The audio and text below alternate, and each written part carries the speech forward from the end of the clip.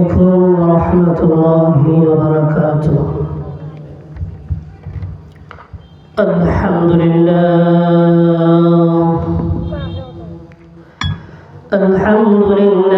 نحمده ونستعينه ونستغفره ونؤمن به ونتوكل عليه ونعوذ بالله من شرور أنفسنا ومن سيئات أعمالنا. من يهده الله فلا مضل له ومن يضلله فلا هادي له. ونشهد أن لا إله إلا الله وحده لا شريك له. ونشهد أن سيدنا وسندنا وحبيبنا ومولانا محمدا عبده ورسوله. أما بعد فأعوذ بالله من الشيطان الرجيم.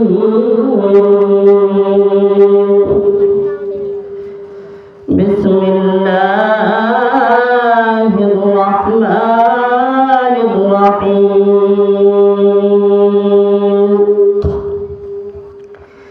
إن يوحى إلي إلا أنما أنا نذير مبين.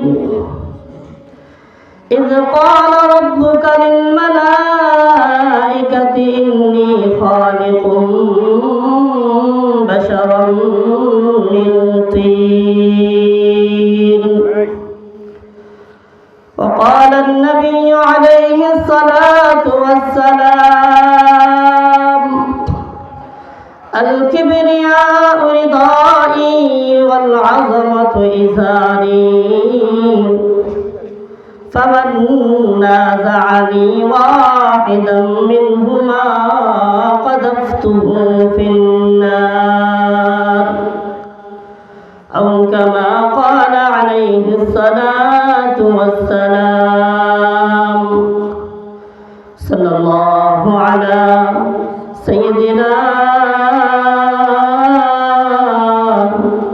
ومولانا محمد وعلى آله وأصحابه وسلم. صلى الله على سيدنا ومولانا محمد وعلى آله وأصحابه وسلم. أستغفر الله إن الله غفور رحيم. سبحان الله وبحمده سبحان الله العظيم. আলহামদুলিল্লাহ মহান আল্লাহ সুবহানাহু ওয়া তাআলার দরবারে অন্তরের অন্তঃস্থল থেকে শুকরিয়া জ্ঞাপন করি যে মহান আল্লাহ সুবহানাহু ওয়া তাআলা আপনি আমাকে সুস্থতা নামের নিয়ামত দিয়ে দুনিয়ার পেরেশানি থেকে হেফাজত করে দুনিয়ার ঝায় ঝামেলা, দুনিয়ার পাপ, দুনিয়ার গুনাহ সমস্ত কিছু থেকে যে মহান আল্লাহ সুবহানাহু ওয়া তাআলা আপনি আমাকে হেফাজত করে এমন একটি মজলিসের মধ্যে আসার এবং বসার তৌফিক দিয়েছেন, ওই মহান আল্লাহ সুবহানাহু ওয়া তাআলার দরবারে অন্তরের অন্তঃস্থল থেকে শুকরিয়া আদায় করি আলহামদুলিল্লাহ। আজকে এই বালিহাটা জামে মসজিদের উদ্যোগে 13তম যে বার্ষিক ইসলামী মহাসম্মেলন,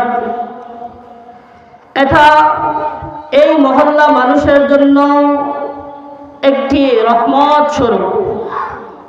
যারা এই সামিয়ানার ভিতরে প্রবেশ করবে, আসবে, মহান আল্লাহ সুবহানাহু ওয়া তাআলা তার জিন্দেগীর সমস্ত গুনাহ খাতা মাফ করে দিবেন এবং মহান আল্লাহ সুবহানাহু ওয়া তাআলা আল্লাহর তৈরি জান্নাত তাকে নসিব করবেন।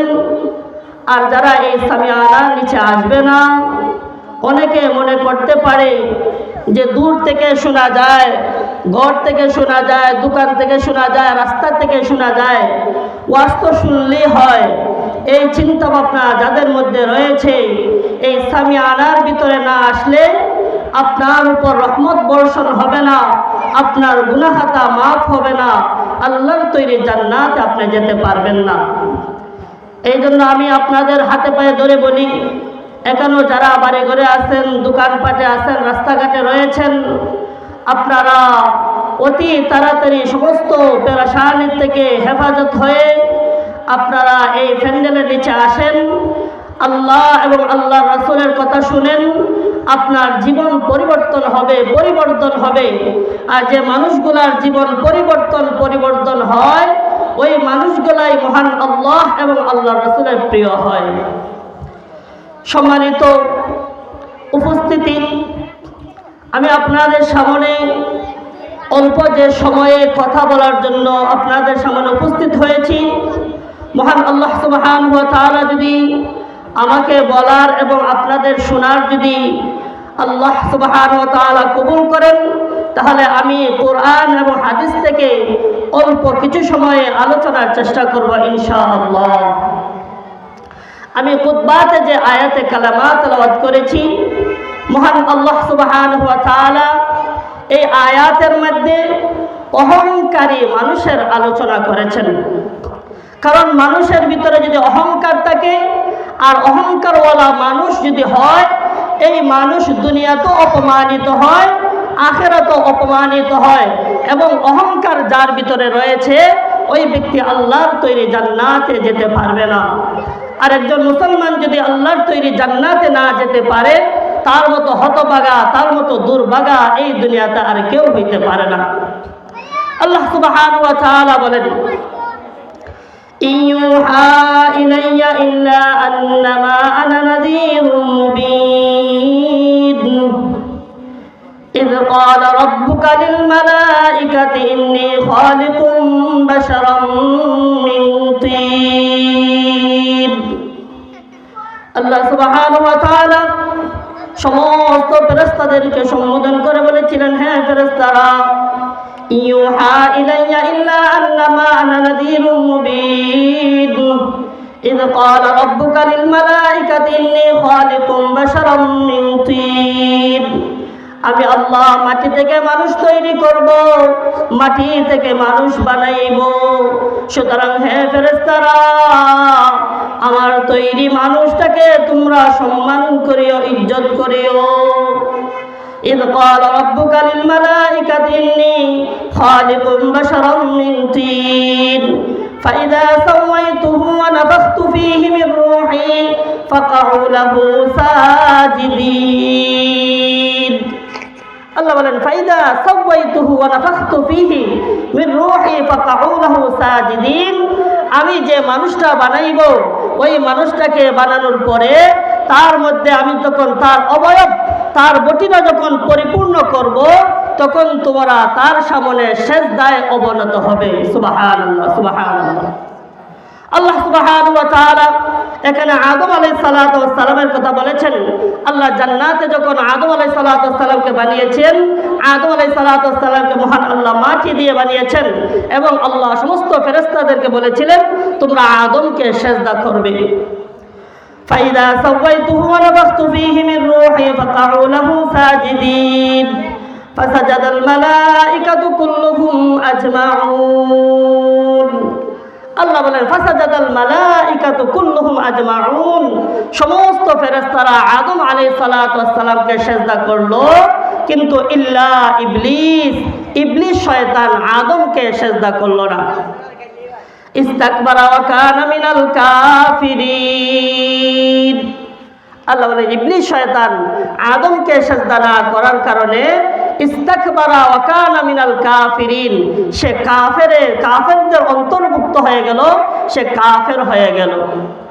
দেখেন আদম আলাইহিস সালামকে এক সিজদা ইবলিস না করার কারণে, আল্লাহর হুকুম অমান্য করার কারণে তাকে আল্লাহ চিরস্থায়ী কাফের বানিয়ে দিলেন। তার কারণ হইল সে আল্লাহর হুকুম লঙ্ঘন করেছে। আপনি আমার সমাজের মধ্যে কত হাজার হাজার মানুষ রয়েছে যারা ফজরের নামাজ পড়ে না, জোহরের নামাজ পড়ে না, আসর পড়ে না, মাগরিব পড়ে না, এশা পড়ে না, বৎসরের পর বৎসর যাচ্ছে, সপ্তাহের পর সপ্তাহ যাচ্ছে, মাসের পর মাস যাচ্ছে, আল্লাহর হুকুম নামাজ পড়ে না। আপনি আমার ঈমানটা কতটুকু পরিপূর্ণ আছে একটু চিন্তা করে দেখেন। আল্লাহ বলেন ক্বালা ইয়া ইবলিস মা মানাআকা আন তাসজুদা লিমা খালাকতু বিয়াদাই আস্তাকবারতা আম কুনতা মিনাল আলিন। আল্লাহ সুবহানাহু ওয়া তাআলা ইবলিসকে বললেন ক্বালা ইয়া ইবলিস, হে ইবলিস, মা মানাআকা আন তাসজুদা লিমা খালাকতু বিয়াদাই আস্তাকবারতা আম কুনতা মিনাল আলিন। আমি মহান আল্লাহ যাকে এত মায়া করে মহব্বত করে দুই হাত দিয়ে যাকে তৈরি করলাম, তাকে তুমি সাজদা করলে না, তাকে তুমি সাজদা করলে না, সম্মান করলে না। হে ইবলিস, তুমি অহংকার করলে নাকি তুমি তার চেয়ে শ্রেষ্ঠ মনে করো? ইবলিস শয়তান আল্লাহ যখন বলেছিলেন যে আমি এত মায়া করে বানাইলাম যাকে, তাকে সাজদা তুমি করলে না, তুমি কি তার চেয়ে অহংকার করলে নাকি তার চেয়ে তুমি শ্রেষ্ঠ মনে করো? আল্লাহ সুবহানাহু ওয়া তাআলার সেই প্রশ্নের জবাবে ইবলিস শয়তান বলেছিল ক্বালা আনা খায়রুম মিনহু। ইবলিস বলল, হে আল্লাহ, ক্বালা আনা খায়রুম মিনহু, আমি হইলাম আদমের চেয়ে শ্রেষ্ঠ, আদমের চেয়ে উত্তম। খালাকতাহু মিন